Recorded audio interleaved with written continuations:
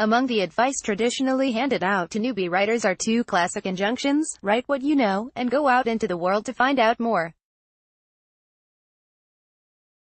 Sally Rooney, by her own admission, has observed the former to the exclusion of the latter. "I've never attempted to write from the perspective of someone older than me, so my novels are all about my cohort," she says. "That's not about making a statement, but it's what I can do." Given that she had written 2 novels by her mid-20s, her cohort was inevitably limited. The main characters of both are Dublin University students, as Rooney herself was when she began to write them. Frances and Bobby, from her debut Conversations with Friends, are ex-lovers with a burgeoning performance poetry partnership, while Marianne and Connell, in its follow-up Normal People, are culty school friends who, like their creator, moved to the big city from small-town Ireland. The history of fiction is littered with Callow University novels, so what happened next was extraordinary. Almost as soon as Conversations with Friends appeared in the spring of 2017, Rooney was being hailed as the voice of the millennials, a Snapchat challenger. It was an intensity of acclaim that happens once or twice in a generation, placing her alongside Donna Tartt's Zadie Smith as a writer who appeared to emerge fully formed not only in her craft but as a literary celebrity and a mouthpiece for something in the culture that needed to be articulated.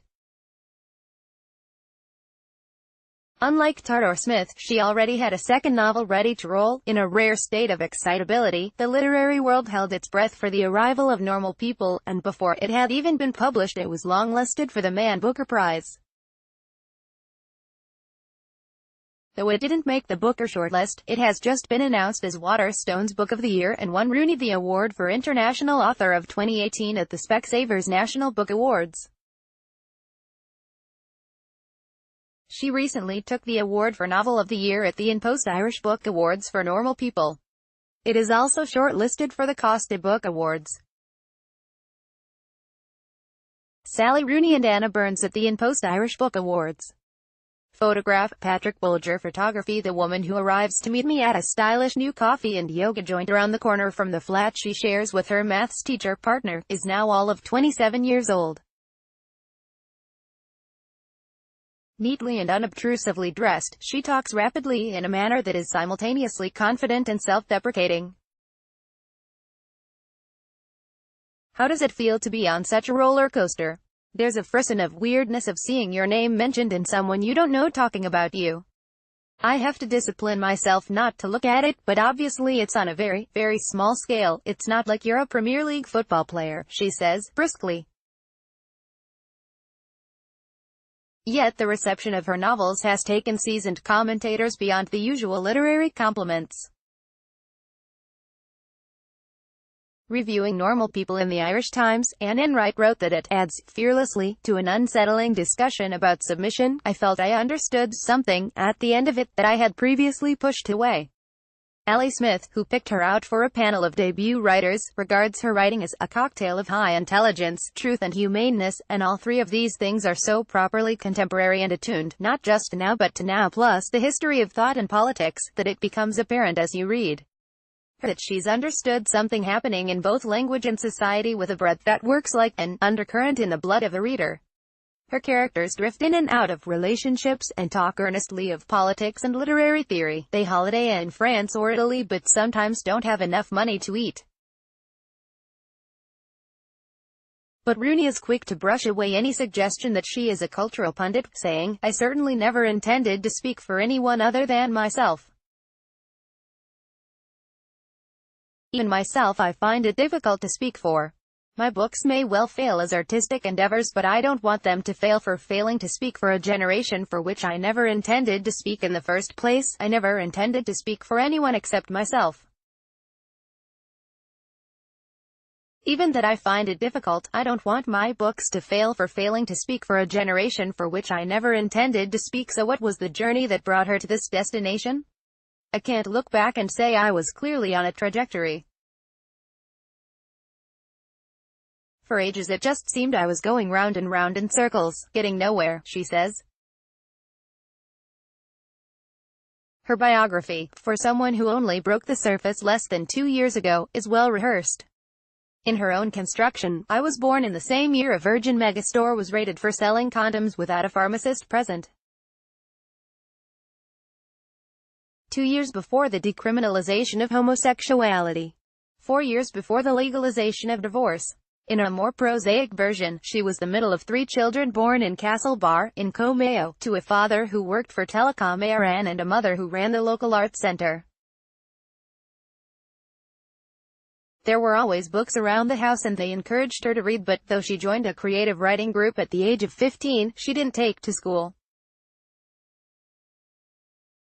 I think a large part of it was that it was being a teenager, which I didn't enjoy, she says. But I don't respond to authority very well. I fundamentally don't agree with accepting authority that you haven't agreed to in some way. As a funnel, as a way of making children into adults, I don't think it's good practice. She did not see herself as a high achiever. I was not a precocious child. Before I went to do my degree, I told my mother I was never going to read anything written before 1920. School was all about learning by rote, and I can do that to a very passable degree, but I'd never do homework or assignments. I wasn't failing, but I didn't have any opportunity to pursue what interested me. She nevertheless won a place at Trinity College Dublin, which, numbering Oscar Wilde and Samuel Beckett, not to mention Enright, among its alumni, must surely have seemed pretty prestigious. She parries, but she didn't get on to her first choice, of course, being consigned to English literature when she had elected to study English and sociology. I guess, in a way, maybe I was lucky. It was a completely new way of thinking about books and literature, and it felt intellectually challenging. I was grappling with the modernists and 19th-century novels, and even now I'm still developing the ability to read intelligently, which I hope will continue for the rest of my life. I don't respond to authority very well. I fundamentally don't agree with accepting authority that you haven't agreed to in some way. In her second year, she took up debating, which took her on a team outing to Manchester, where she won the 2013 European University Debating Championships. But, once again, she is keen to play it down. It was definitely interesting, though my experience with the competitive side of things is that it's actually like a game. I was going to say like football, but I think it's less intellectually involved than football. Really, it's more like Scrabble. Her writing life also began to take shape in her second year, after, like the 2 central characters in Normal People, she was awarded a scholarship that would pay her food, rent and tuition and enable her to stay on for a master's degree. In the novel, this experience is bisected along class lines, with well-to-do Marianne accepting it as a personal validation, while for Connell, whose single mother cleans for Marianne's family, it is an intellectual lifeline. Which was it for Rooney herself? It meant a huge amount to me, she says. My parents had been supporting me, and I don't think it would have been realistic for them to go on doing so for a master's degree. It gave me a sense of security, and permission just to keep my place there for a longer period of time. Normal People, Sally Rooney's second novel. She enrolled for a master's in politics but dropped it after a few weeks in favor of American studies, completing a draft of Conversations with Friends in 3 months. But it was a very drafty draft, she says, so she put it away and wrote the first of 2 Connell and Marianne stories, in which they were in their mid-20s but clearly had a backstory dating to their school days. That first story went nowhere, but the second, At the Clinic, was published in a literary magazine. After she went back to Conversations with Friends and knocked it into shape, things began to move quickly. It was snapped up by Faber in a 7-way auction, and a month after delivering her master's thesis, she began work on Normal People. I thought of Conversations as my trial novel, she says dryly, so it gave me a huge amount of permission to write the same thing over again. Student milieu aside, Normal People is not, in fact, the same novel over again. If Jane Austen could construct worlds on 2 inches of ivory, Rooney has built them on a wafer of silicon. Her characters are inhabitants of the networked society. They communicate by instant messaging, texts and email, but what it means to them is singular. For Frances, the scratchy first-person narrator of conversations with friends, it's a way of keeping control when both her emotions and her body are in constant danger of letting her down, while normal people's Connell perceives it as a loss of autonomy.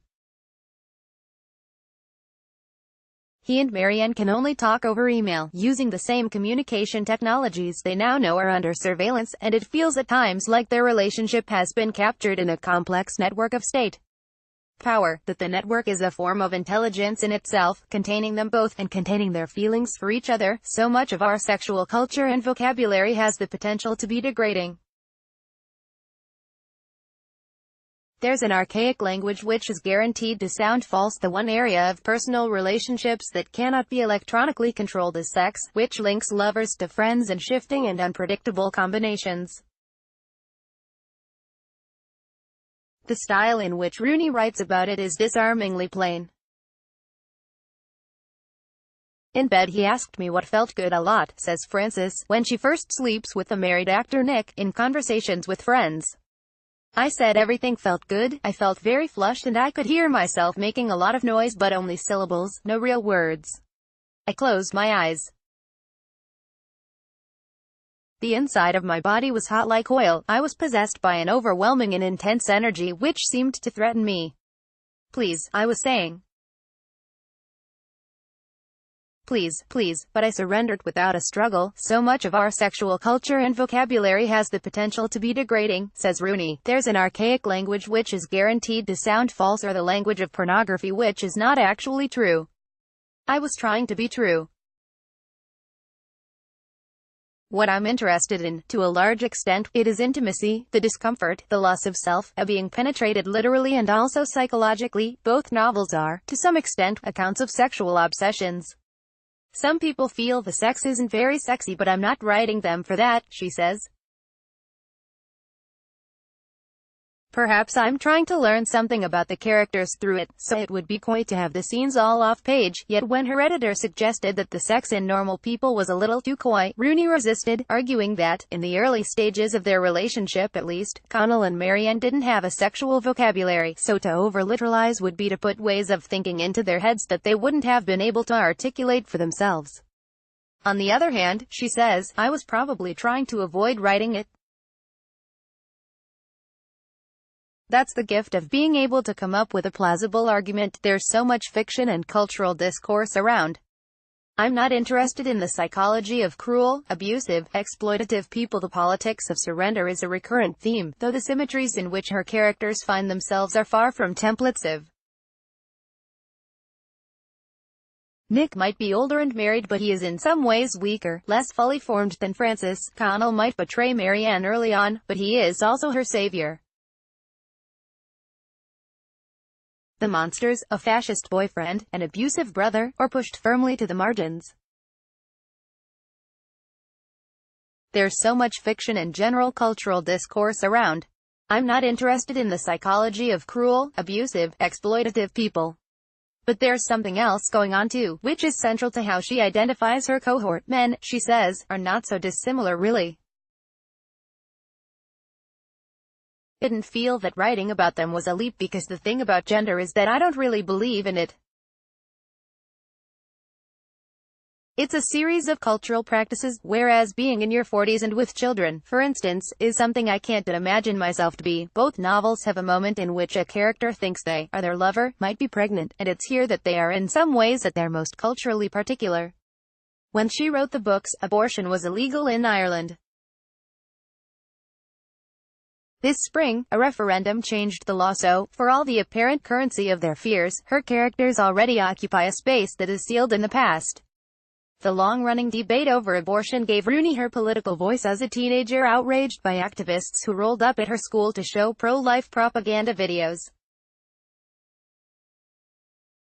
In a powerful essay for the London Review of Books earlier this year, she deployed the full might of her debating skills in articulating her rage, concluding a thorough demolition of the case against abortion with the conclusion that, in the relationship between fetus and woman, the woman is granted fewer rights than a corpse. On the eve of the referendum she tweeted, 2 weeks ago, I wrote that we would not see a yes vote over 67%. God, please let me eat a gigantic portion of this unbelievably delicious humble pie. In her heart of hearts, she says now, she believed that the change would get through and felt validated when it did. It reassured her that, for all that she now found herself part of a metropolitan commentariat, she was still in touch with the Irish heartlands from which she came. Capitalism is to Rooney's young women what Catholicism was to Joyce's young men, a rotten national faith to contend with, wrote one reviewer. Rooney is happy with that. Shortly after the referendum she announced her decision to stop tweeting, saying, "Novelists are given too much political prominence." Several times in our conversation she invokes footballers as an elite that puts writers in their place. When I point this out, she explains that it is because, through no fault of their own, they have a sublime gift and there's nothing in their personality that would necessarily mean they enjoy fame. They don't choose to be celebrities in the way that actors do. They just have it heaped on them. For all her demurrals, it's an analysis that clearly speaks for her own anxieties. In Normal People, Connell is scathing about literary celebrity. At a lecture by a writer of uneven, but sensitive in places, perceptive short stories, he finds himself surrounded only by people who wanted to be the kind of people who attended literary events. It's not a coincidence that, as the editor of the literary journal Stinging Fly, Rooney spends much of her time in just such literary circles, and several writers of sensitive, perceptive stories are among the dedicatees of her novels. I've been blessed by feeling I'm with a group who read each other's work. How does she account for the way that Ireland's literary culture has not only survived the economic crash but flourished in it? I'm assuming that there are weirdos everywhere who like writing prose and poetry, but not everywhere has the literary heritage and the support for little magazines that enables them to be published, she says. Then there's the particular nature of the crash, which came out of our first ever period of prosperity and revealed it to be a mirage. Capitalism is to Rooney's young women what Catholicism was to Joyce's young men, a rotten national faith to contend with, wrote one reviewer. Rooney is happy with that. For all her fascination with the human condition, with the pain and pleasures of the romantic merry-go-round, one thing's for sure, as a writer in Dublin it's hard not to think about property. Guardian Conversations with Friends and Normal People are published by Faber.